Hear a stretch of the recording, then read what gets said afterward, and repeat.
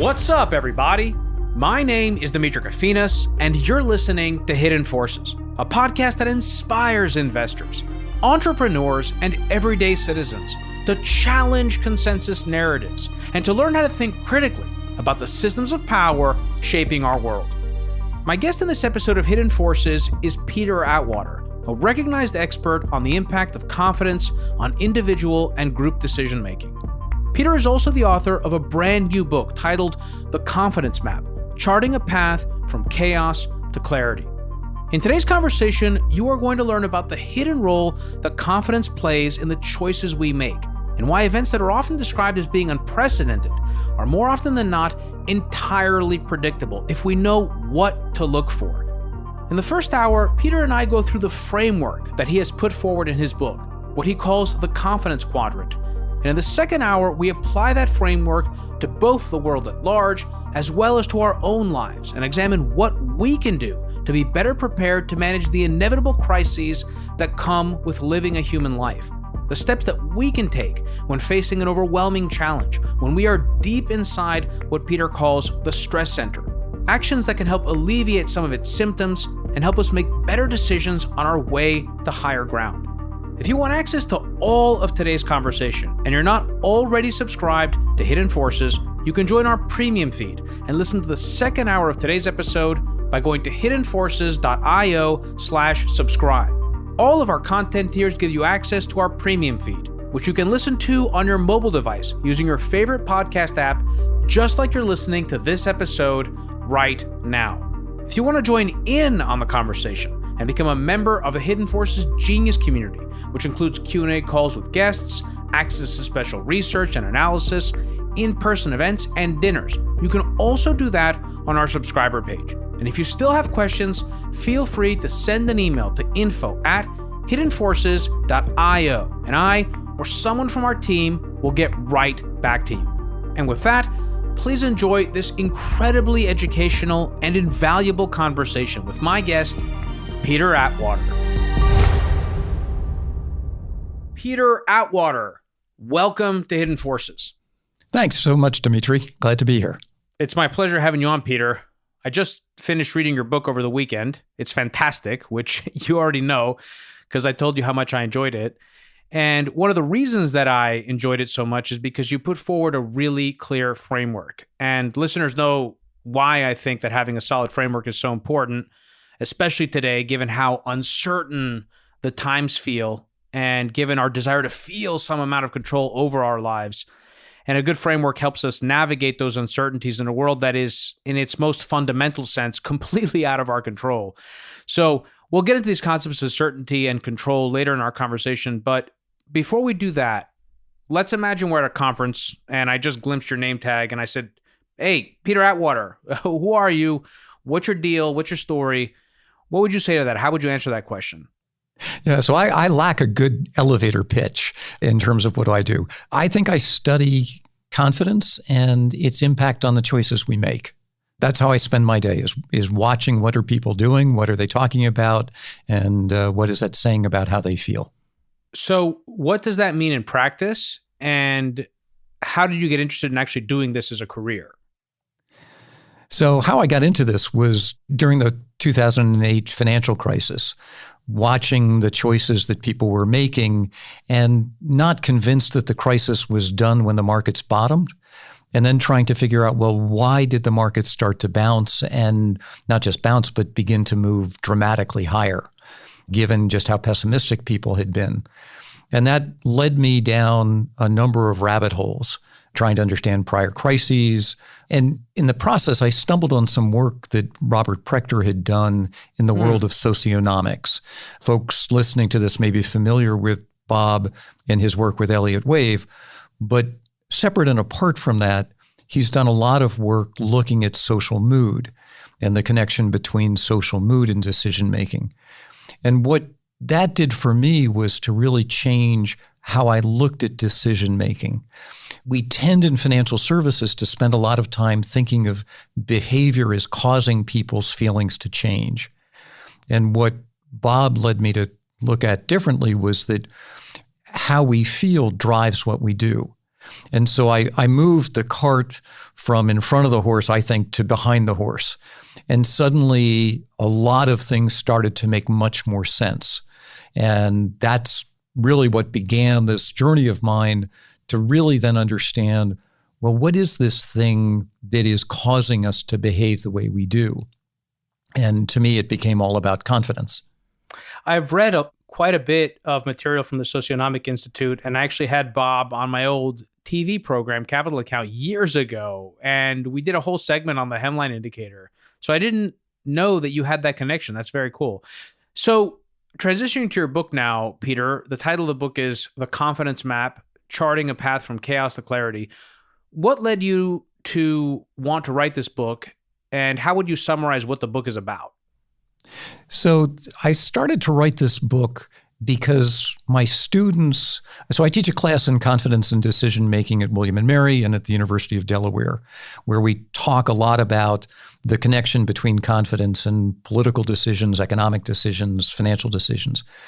But what my students kept coming back and telling me was that what we were talking about in the class was having a dramatic impact on their own lives, that there was an individual application to what I had been writing about that was as important to them as what they had learned in the class. And so they really encouraged me to summarize what was it that I was teaching, because they felt that more people would benefit from it. And so when COVID hit, I started to think about, okay, so how do I put this together? And in the process of teaching, you start to talk about confidence, and it becomes this really jumbled word cloud of synonyms that we use to describe it. And what I discovered early on in teaching was that I needed something that provided a framework for my students to visualize confidence, to be able to see what it looks like, how we move around, the fact that confidence isn't a stable state, and to then begin to connect stories and actions and preferences to a particular location. And so I started to think about confidence almost as a geography, that like different countries were different people in the way we behave in different places. So in the book, you write that the opposite of confidence is vulnerability.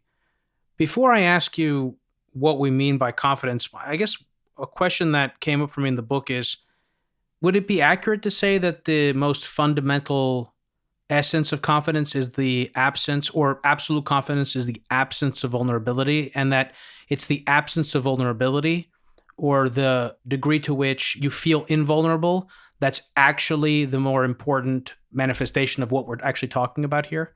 Absolutely. I think that confidence feels comfortable to people as a way of describing things, but I don't like the fact that we talk about not having confidence as one extreme, and that doesn't do me much good in trying to explain the behaviors that come up when we lack confidence. On the other hand, if I describe people as intensely vulnerable, suddenly the choices that we're making in those moments make absolute sense. So I agree with you. I think vulnerability and the degree to which we feel it or don't feel it is really what's behind the choices that we make. How much does your definition of confidence have in common with our conception of self-esteem, or sort of outward projections of confidence that we experience when we deal with people that we say, oh, that person's confident? How much does it have in common with that? I don't think it has anything in common with it. So let me attack both of those, because those are interesting sort of synonyms / properties that are adjacent.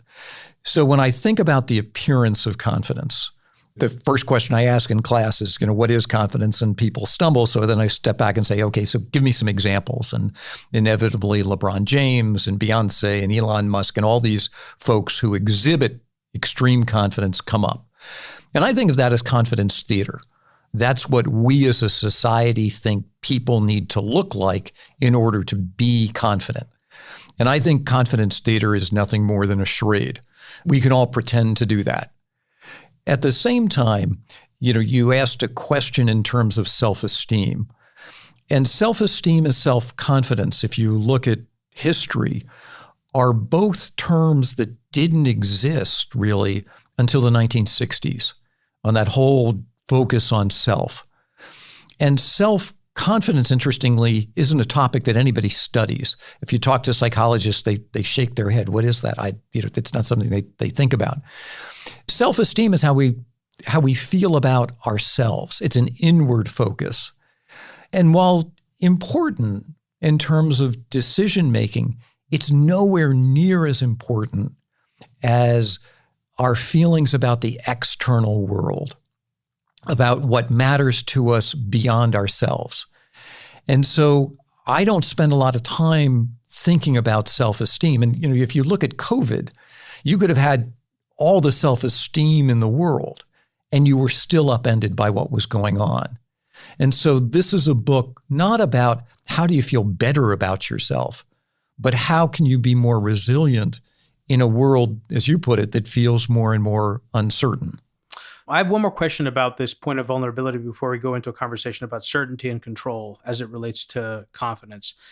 And that is, when we talk about vulnerability, which is the opposite side of confidence, how much of what we're describing here is physical vulnerability?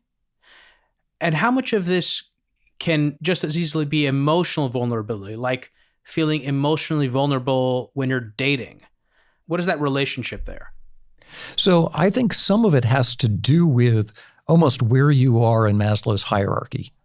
So if you're vulnerable in terms of food, physical safety, then we're talking about very tangible experiences, things that are quite concrete to us.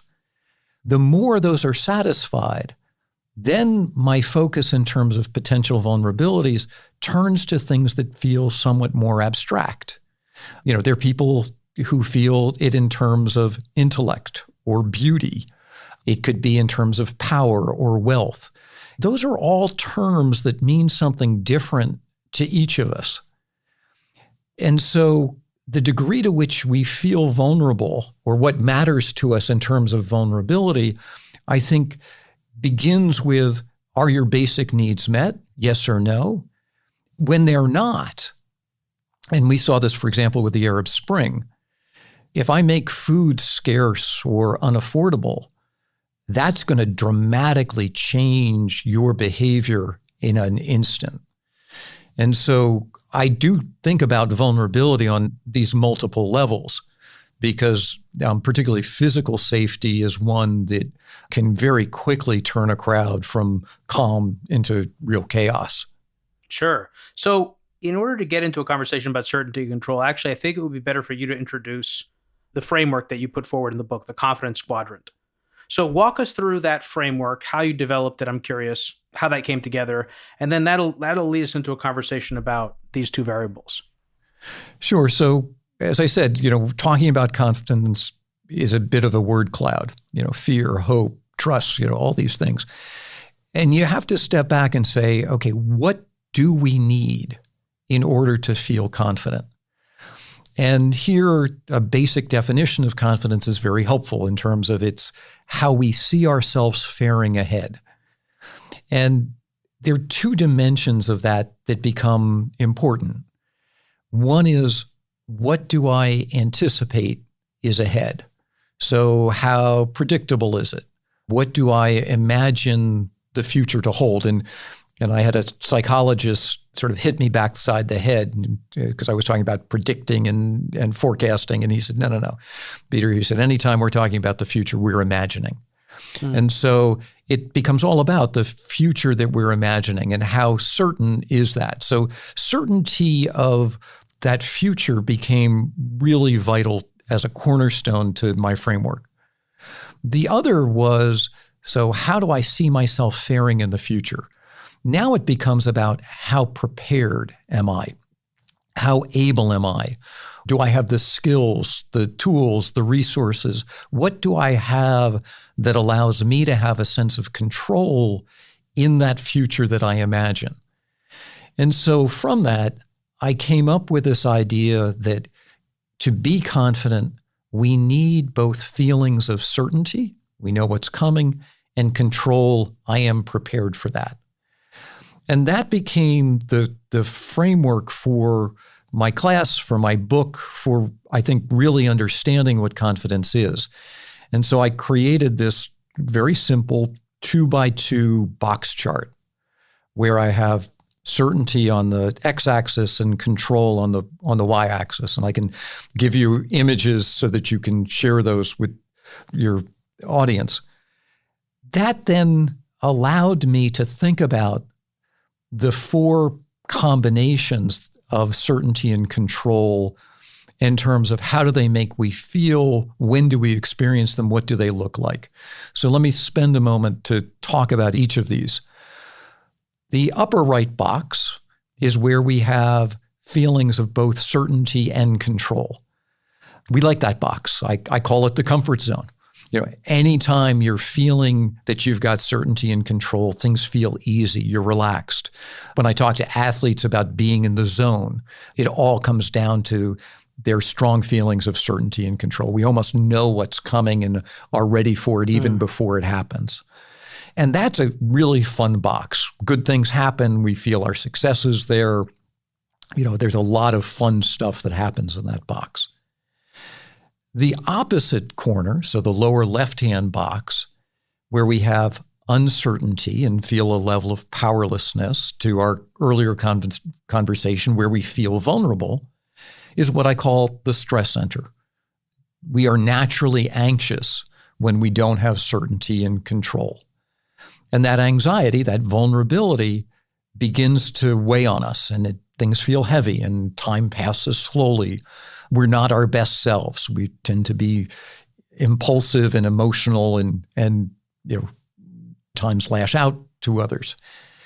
I've come to think of traumatic events as anything that puts us in the very low left-hand corner. If you've been mugged, fallen down on a ski slope, if you've, something has upended your level of confidence, and it can be quickly or it can be slowly, but something that leaves you feeling intensely powerless and intensely uncertain, I think is the nature of a traumatic event. And so we tend to look at the causes of trauma, but I think the more important thing is universally traumas exist when we are in that lower left-hand corner. So those are the boxes that feel most comfortable to us when we're thinking about confidence, from trauma and powerlessness and uncertainty to what I think of invulnerability at the other end, where we know the future and are absolutely certain of what's going to happen. There are two other boxes, and these are boxes where we have either certainty or control. And these are less intuitive to us, but remarkably, an enormous amount of our life is spent in these other two boxes.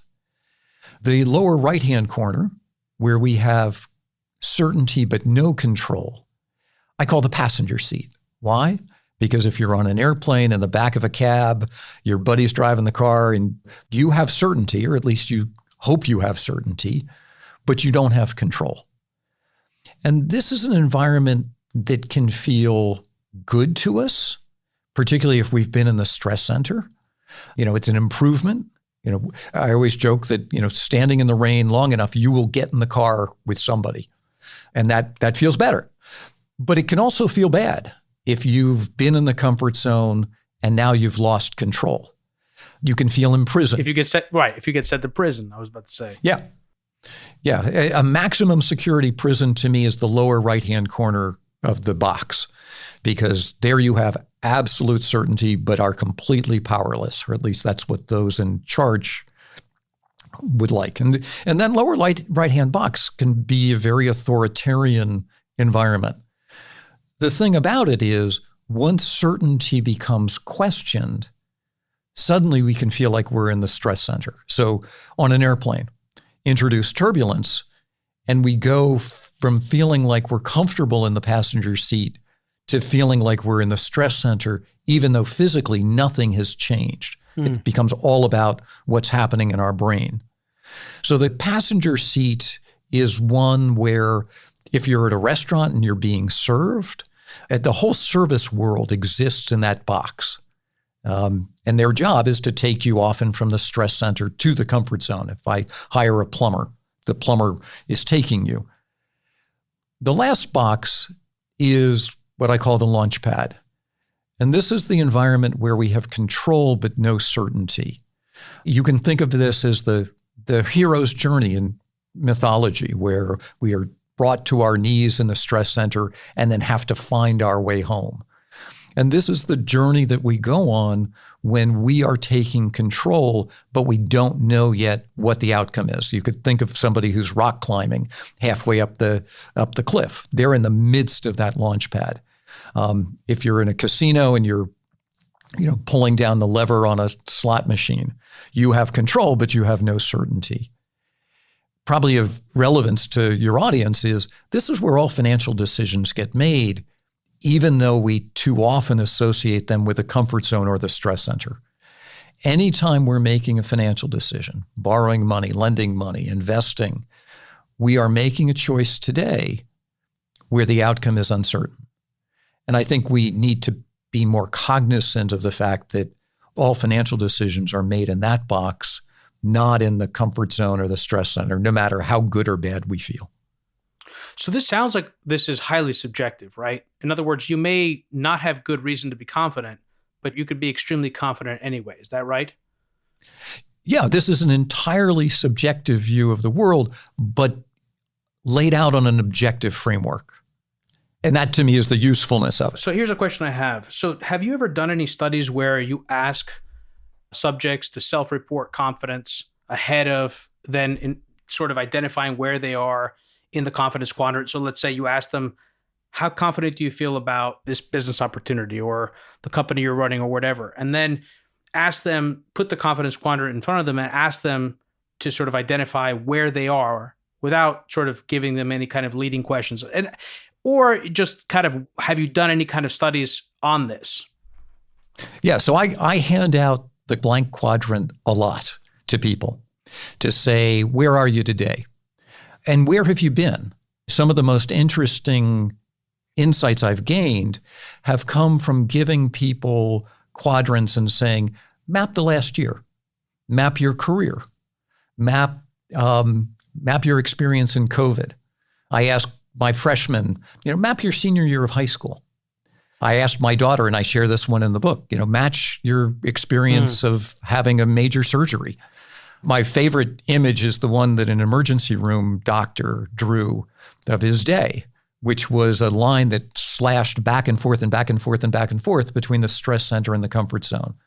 So what's amazing to me, Demetri, is how quickly, if I give this to you, you can start to plot different experience. You will tell me in a moment how you feel. It's interesting that an ER doctor would ever find him or herself in the comfort zone. My guess would have been that they would be going back and forth from the launch pad to the stress center. That's fascinating. Yeah, so they don't even see the launch pad in that trajectory. They're very much in a success or failure sort of a mindset. The goal is, as an ER doc, is to get somebody to the comfort zone as quickly as you can. Get the patient to the comfort zone, but they themselves. So this is actually really interesting, right? Because this actually leads to a question I have. Because there are a lot of business case studies, for example, in the book. And in those cases, you're talking about both there's actually a word you use for it, something environment that you use, the sentiment environment, I think. That's actually not, that's like sort of an additional thing. But the point is, there's a place where the employees or the leadership are within the confidence quadrant. And then there's also where their customers are. So let's take my show, for example, because I thought about this, but I'm curious to hear what you have to say. So where would I be located as a show host of this podcast in the confidence quadrant? And where would my listeners be located, if you had to guess? Yeah, so I can answer the second one first, which is you're in the service business. And so folks are coming to you as they're listening. They don't have control, but you hope they have certainty. And your job as a brand, as a offer of this, is to make sure that there is a consistent quality. Brands are all about a sense of certainty to them, that there's a promise. So that part I can quickly identify. This is not a do-it-yourself project. You're not giving them necessarily, they may come off this and then do it themselves, but in the midst of this. Now, where you are, I have no idea because I don't know what, go ahead. Yeah, no, I was going to say, I felt like I'm between the launch pad and the comfort zone. When I go in to read a guest's work, especially, it also depends. Like, it depends on the category that the guest is writing from or who he or she is speaking to. I may have a high degree of comfort in that material, in which case, it doesn't necessarily feel like the launch pad. There is a certain amount of uncertainty, but not too much. But in other cases, if it's a subject that I, radically don't know anything about, like I did an episode on the chips industry with Chris Miller, that is like full in the launch pad, in the rocket. So thinking about you and what you do, you strike me as somebody who's very entrepreneurial. And so I would expect you to spend a lot of time in the launch pad and probably more comfortable in the launch pad than most other people as an entrepreneur. That's one of the things that I've found is that entrepreneurs get bored in the comfort zone. They need that uncertainty. That's a drug rush for them. And so somebody who would be comfortable in that box where others in the same place would feel a level of anxiety. Yeah. Also, the truth is that I think the more time you spend, there's a balance because you don't want to be in there the whole time because then you're just going to be burned out. And I've actually had that experience. But also, you got to spend a significant amount of time in there, in my experience, because if you get too comfortable, if you're in the comfort zone, to use the analogy of your confidence quadrant, I think you're not sharp and you're missing opportunities. You're not really reading the audience. You're not really thinking about what people want, what people need, and you end up falling behind because it takes an enormous amount of work on a consistent basis to produce high quality programming, for lack of a better word. So here's another question that's related to this. One of the quotes, and I have so many great quotes from the book in the rundown, in the intelligence report, and I should actually mention this because I don't do it enough. There is a related section for every single episode that I do. So on our website, when listeners come to find your episode page, they will find a related tab.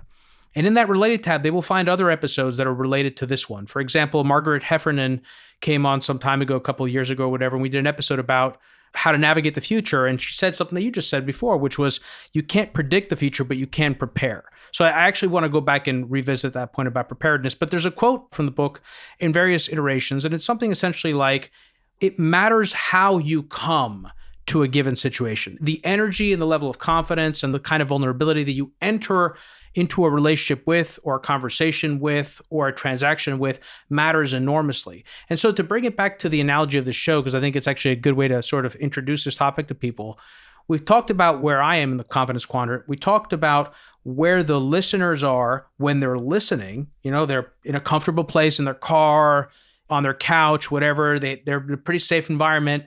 And they're just going on this journey and they're trusting me to take them there. But how important is what's going on in their lives when they come to this conversation? How important is that to try to understand, let's say, as a podcast host? Because there are like people that listen to, might be a comedy show and they're coming to listen to the comedy hour because they have a lot of stress in their lives and they want to laugh. And so if you do kind of too serious programming or if you put forward political commentary, they may not like it and they might check out. So how would you answer that question? How important is it to understand a deeper sense of who your listeners are or who your customers are and where they're coming from? Yeah, so I tend to do this at 3 levels because it's hugely important and it's going to have a dramatic impact on what happens. So the first level that I always look at is, where are we today as a society? And this is where, Gallup and the Michigan survey and the Conference Board and all these sentiment surveys are really useful because they sort of say, how did we wake up this morning? And so that'll give you a sense of where's your audience broadly. But that's often not enough because we don't all experience the same phenomenon. And I saw this in a huge way with COVID. So then you need to think about who's your crowd, who's your audience. If your audience is investors and they have been long this market, they should be feeling pretty good right now. Particularly if they've owned NVIDIA and the AI stocks, they're probably feeling pretty pumped. On the other hand, if you've been bearish for the last couple of months, you're probably not in a great mood. And so that grouping who you are has a big influence on what you're listening for. And this is something that I don't think we appreciate. We hunt out media that affirms how we feel. So I think it, particularly today, is to realize that what you're listening to is more likely to be a mirror of how you feel than leading you to feel in a particular way. And certainly the folks at Sirius, all the music groups and Netflix really know this, just based on your picks. So those are important. And I think of those, Demetri, as being amplifying or dampening effects. If we're in a good mood and something bad happens, we're likely to shake it off. We're not going to be necessarily as concerned as we might otherwise be. On the other hand, if confidence is low, you're in a bad mood, and now you drive up to the takeout window and they screw up your order, you're going to bite that person's head off. And so that situational trigger for your confidence ripples back based on these stacks of vulnerability. And let me give you a real example. So we have COVID. You have a population in COVID that has been disadvantaged based on race, socioeconomic factors. And then we have the killing of George Floyd. And in an instant, you have the Black Lives Matter movement. And that's something that we see over and over. We've watched it in real time in France in the last couple of weeks, where you have low sentiment to begin with. You have a population that is, confidence is even lower than the whole for a variety of reasons, of vulnerabilities that matter to them. And then we have a spark. And so I think policymakers and the crowd more broadly misses that the triggers don't have to be significant. It's the tinder that's, the really dry tinder that's setting off social movements, good and bad. I love what you said about how the stories we tell are less about informing us and informing our behavior, but are more reflections of it. They're a mirror.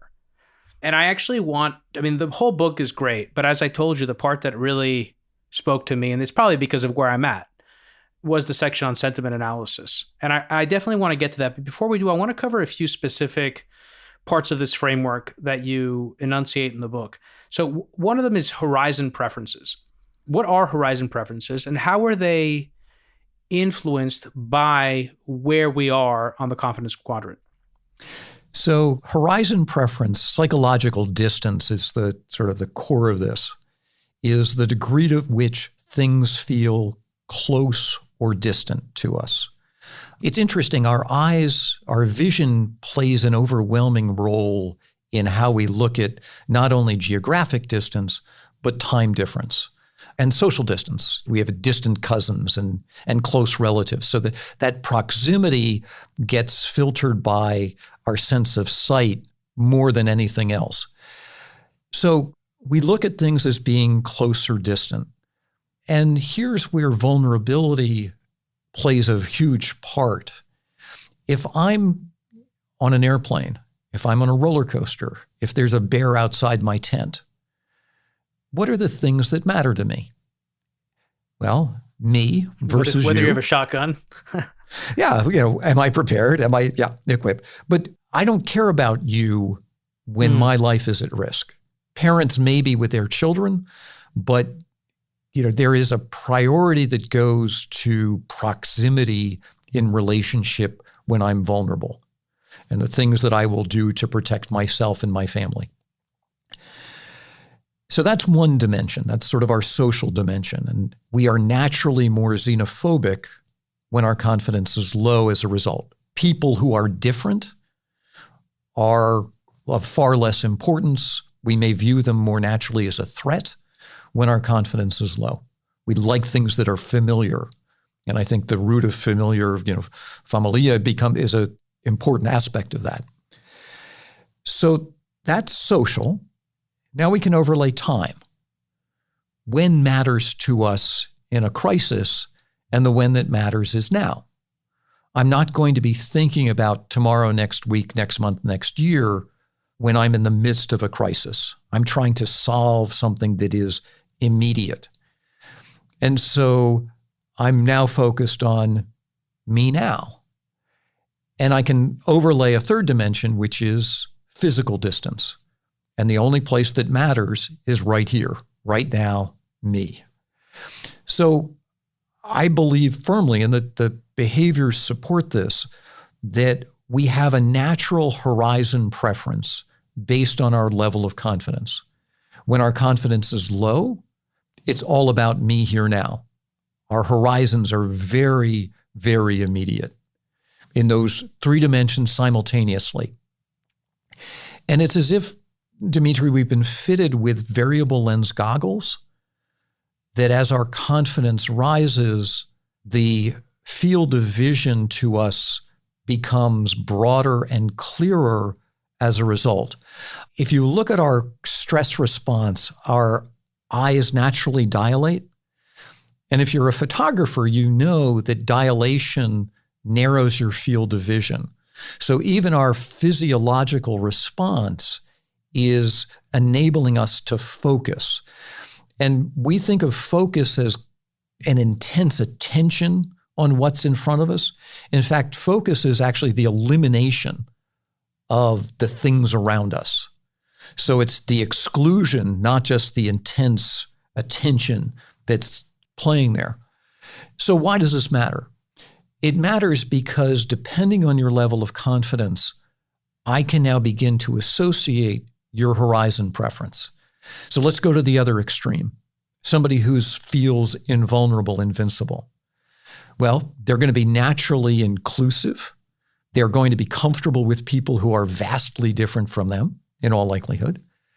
They're likely to be exploring, comfortable that wherever they go, they're going to succeed in the same way they would succeed right now.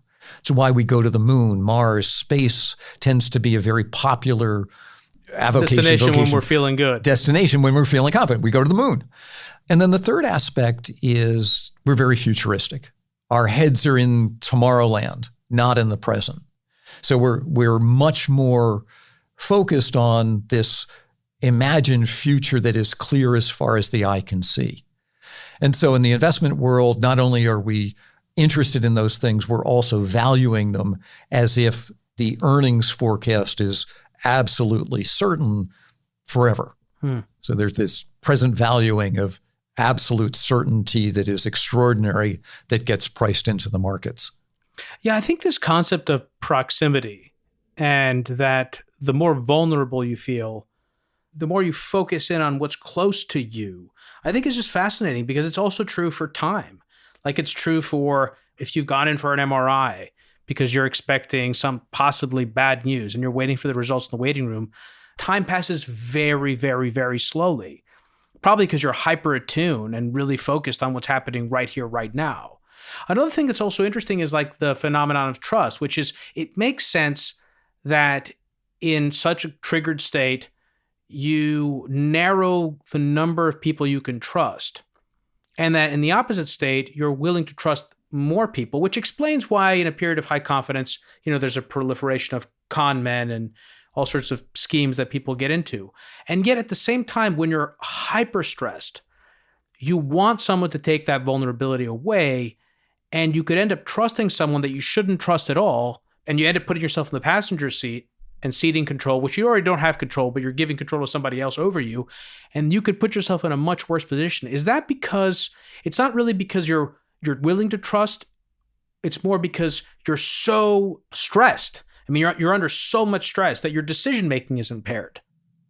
Yeah, your decision-making is impaired, and con men proliferate at both extremes, particularly the predators. Predators love nothing more than somebody who's vulnerable, extremely vulnerable.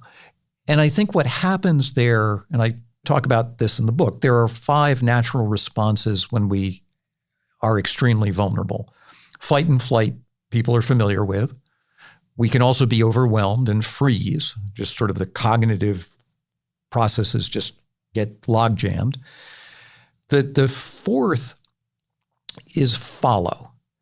And follow is our easiest response. I don't need skill. I don't need tools. I can just get in line. And so I think in terms of ease, follow becomes a very simple one for us to fall in line.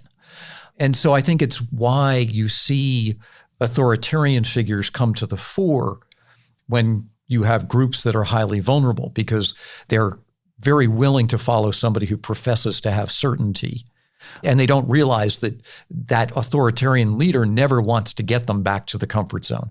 They're happy to keep them in the passenger seat. That's the ideal world for an authoritarian figure. The last one, and I'll finish with this, is what I say, fuck it.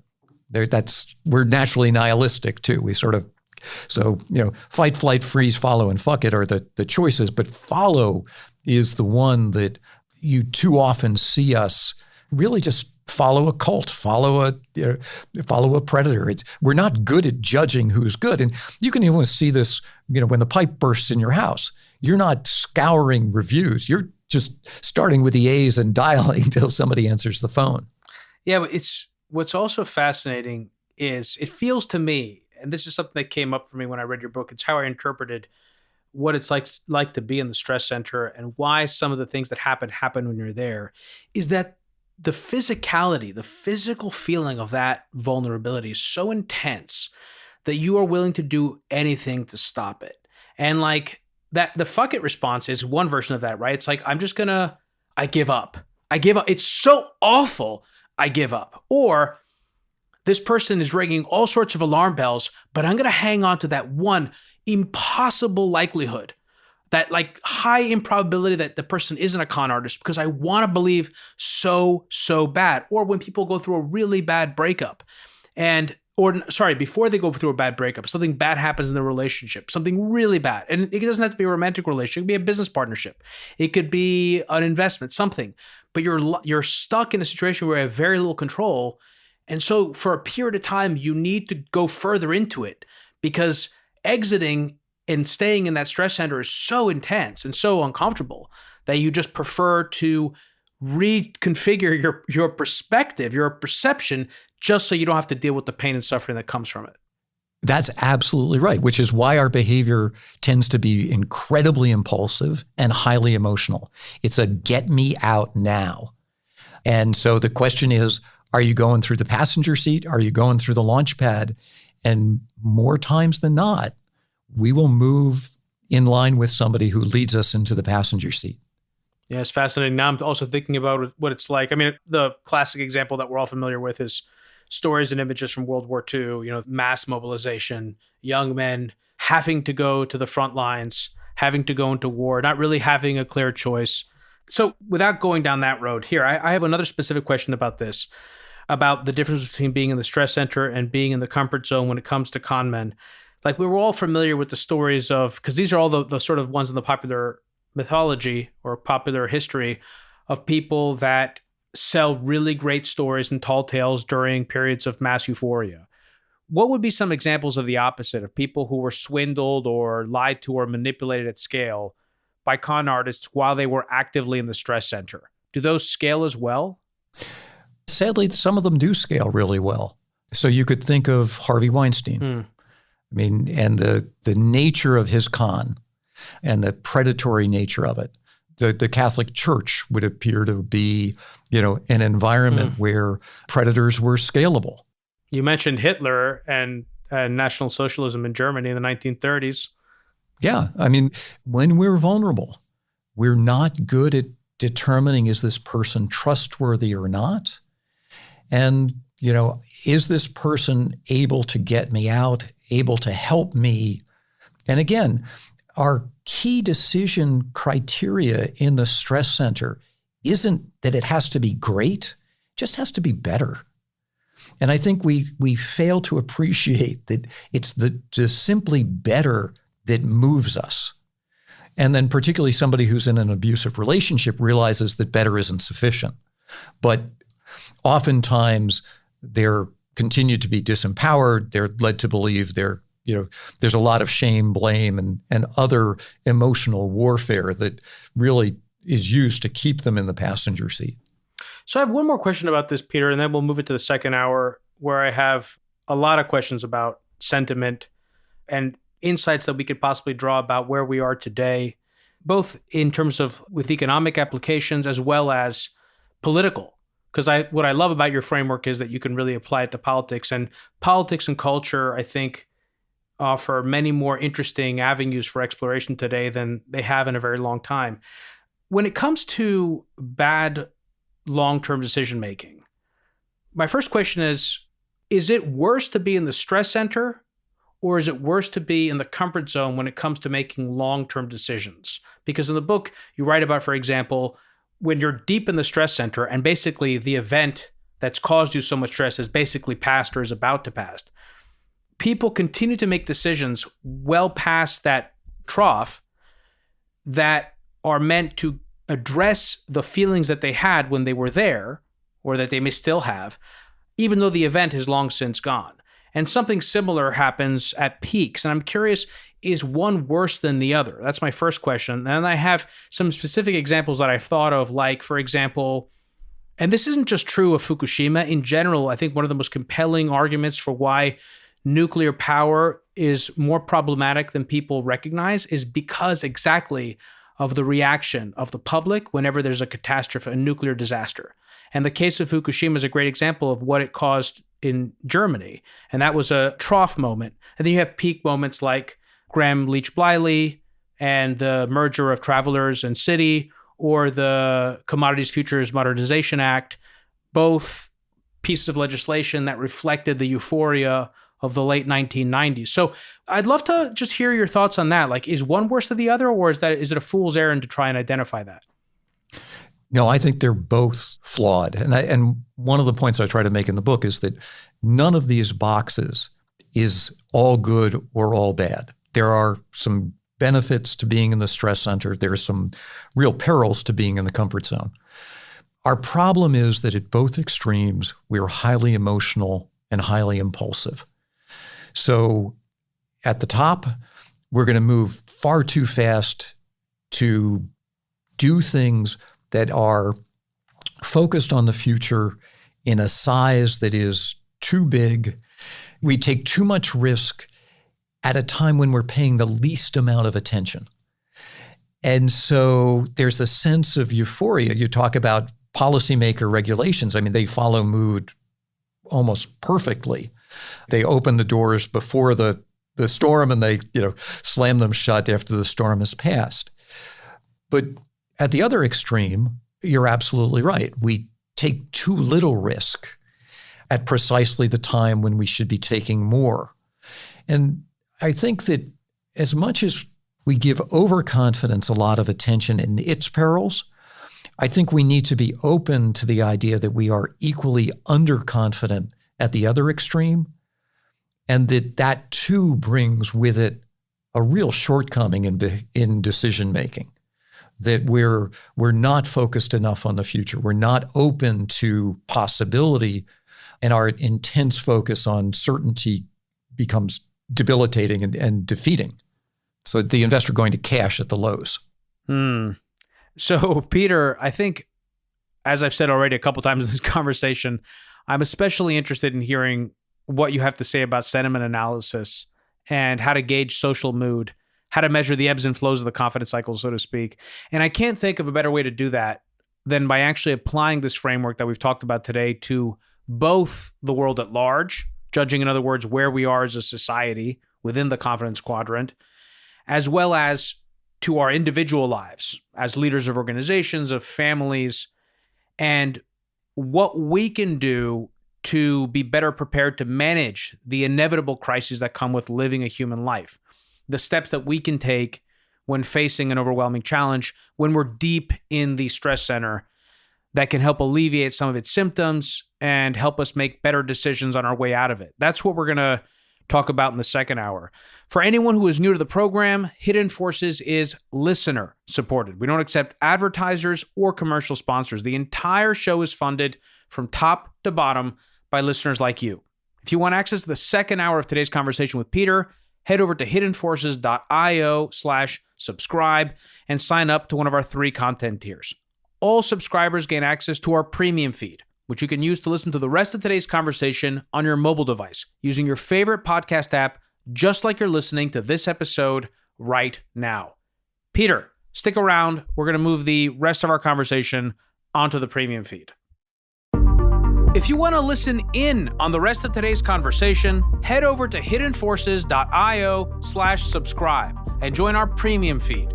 If you want to join in on the conversation and become a member of the Hidden Forces Genius community, you can also do that through our subscriber page. Today's episode was produced by me and edited by Stylianos Nicolaou. For more episodes, you can check out our website at hiddenforces.io. You can follow me on Twitter at Kofinas, and you can email me at info@hiddenforces.io. As always, thanks for listening. We'll see you next time.